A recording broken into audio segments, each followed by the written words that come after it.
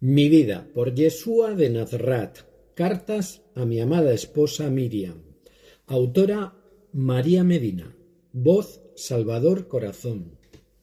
Capítulo 136. Nuestro paso por Samaria, los hijos del trueno. Un día decidí hacer un viaje por la región de Samaria para ver cómo estaban las cosas, porque lo cierto es que casi nunca nos adentrábamos en sus ciudades y pueblos. Los judíos y los galileos no éramos bien recibidos en este lugar, sobre todo debido a las discrepancias religiosas, porque como ya os he explicado, después del regreso a Israel de nuestro pueblo, tras el exilio en Babilonia, los restos de las tribus dispersas se habían aposentado en diferentes regiones, principalmente en la zona samaritana, y esto había tenido como consecuencia la llegada a nuestra tierra de costumbres diferentes, de ideologías diferentes y de una gran rivalidad entre nosotros. Ya sabéis que había una guerra de poder entre unos y otros, y cada uno estaba seguro de estar en posesión de la verdad. El pueblo de Judea, no tanto el de la Galilea, era muy estricto en cuanto a nuestras leyes y además creía ser el merecedor de ostentar el liderazgo tanto político como espiritual de todo Israel. Los samaritanos no admitían la autoridad de Judea cuando éstos sostenían que solamente se podía orar en el templo de Jerusalén, no siendo adecuado para ello ningún otro lugar, porque Dios no estaba nada más que allí en el templo. Sin embargo, los samaritanos sostenían que era totalmente lícito y correcto orar en su monte Gerizim, porque su pueblo lo había hecho allí desde siempre y ellos lo consideraban sagrado. Como veis, desde tan antiguos tiempos, las luchas por tener la razón entre unos y otros ya existían, y el pueblo judío tenía una mente muy dura y no querían ceder en sus conceptos y en sus creencias.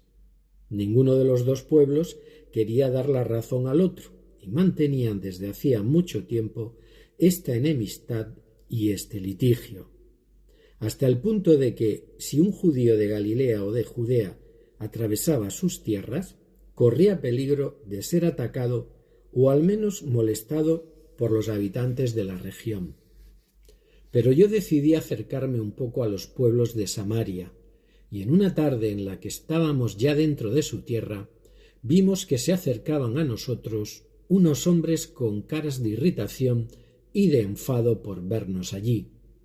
Nos reconocieron inmediatamente como a galileos y nos conminaron a salir de sus tierras inmediatamente, amenazándonos e insultándonos para ver si nos podían amedrentar. Aquel viaje lo hice acompañado de unos cuantos discípulos, entre ellos Jacob y Johanan. Estábamos esperando la llegada de algunos discípulos más, a los que había enviado al pueblo más cercano para que observaran cómo estaban los ánimos de sus habitantes. Mi intención era hablarles, quería ayudarles y sanarles, pero no quería enfrentamientos ni violencia. Por eso lo hice, porque a ellos no les iban a hacer nada malo, solamente como sucedió realmente, se limitaron a no recibirles con hospitalidad ni con amabilidad, cosa que yo me temía, pero que hube de comprobar. Y mientras nosotros tres estábamos esperando a un lado del camino el regreso de nuestros amigos, fue cuando aquellos hombres nos invitaron a salir de su tierra. Como era lo habitual en el trato entre nuestros dos pueblos, lo hicieron con mucha agresividad, llegando incluso a tirarnos alguna piedra. La reacción de mis dos amigos no se hizo esperar.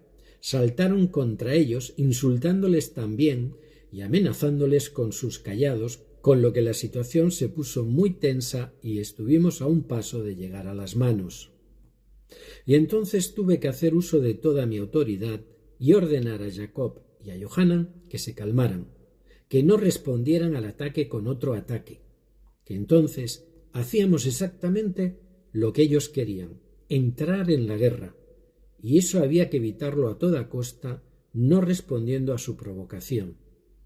Ellos no entendieron mis motivos y se enfrentaron a mí, muy molestos por haber sido amonestados y por haber impedido que iniciaran una violenta pelea. Es cierto que les respondí y me reprocharon que no estaba siendo justo, porque ellos, sobre todo, lo habían hecho para impedir que una gente tan ignorante, indigna y enemiga de Dios y del pueblo judío me insultara, cuando lo que deberían haber hecho era tratarme con respeto y reconocer en mí al menos a un profeta enviado por el Padre. Pero os digo que esta rivalidad entre los dos pueblos estaba a flor de piel y era muy difícil que terminara. Por eso casi siempre yo procuraba no abusar de nuestro paso por Samaria, no por otro motivo. Cuando el grupo de samaritanos se alejó, tuve que calmarles y explicarles mis razones, y aun así sus vehementes esencias masculinas no lo entendieron ni lo aceptaron de buen grado. Al fin, después de un rato de conversación y de calma, aceptaron lo que les estaba diciendo, y fue entonces cuando les bauticé con sus nuevos nombres. Como sabéis, ambos eran hermanos, y ya entre risas y calma, les dije que desde ese momento serían llamados los hijos del trueno, por su fuerte energía y por su gran amor. Y así han pasado a la historia, amados míos, y fueron dos hombres que me apoyaron y ayudaron y defendieron en todo momento, con esta gran fuerza de la que eran poseedores.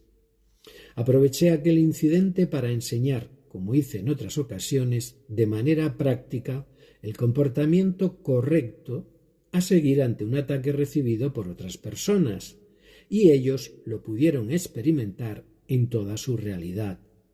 No les permití responder con agresividad a la agresividad de los habitantes de aquella tierra, porque entonces solamente habrían conseguido aumentar esta energía de enfrentamiento que, como os expliqué en muchas ocasiones, permanecería en el éter y podría llegar a alcanzar cada vez mayores dimensiones. Era preciso evitar la formación de este ente oscuro desde el comienzo de su creación por las emociones y la mente humana. Al cabo de un rato vimos que se acercaban ya a nosotros el resto de nuestros amigos y venían con malas noticias. En el pueblo en el que habían entrado para comprobar los sentimientos y las consecuencias que mi llegada y la estancia de Galileos entre ellos podían producir, no habían sido bien recibidos. No querían saber nada de nosotros, no querían ni oír hablar de mí, ni siquiera que les curara. Como repito, eran un pueblo muy obcecado. Aunque yo hubiera despertado en algún momento su curiosidad, todavía no estaban en disposición de cambiar sus ideas, sus costumbres y su diferente pensamiento. Todavía no estaban preparados para aceptarme. Y entonces decidí regresar a Galilea, esperar el momento de nuestro viaje a Jerusalén y marcharnos de allí y no recorrer aquellos caminos al menos durante mucho tiempo. Y así lo hicimos. Con todo mi amor, Yeshua.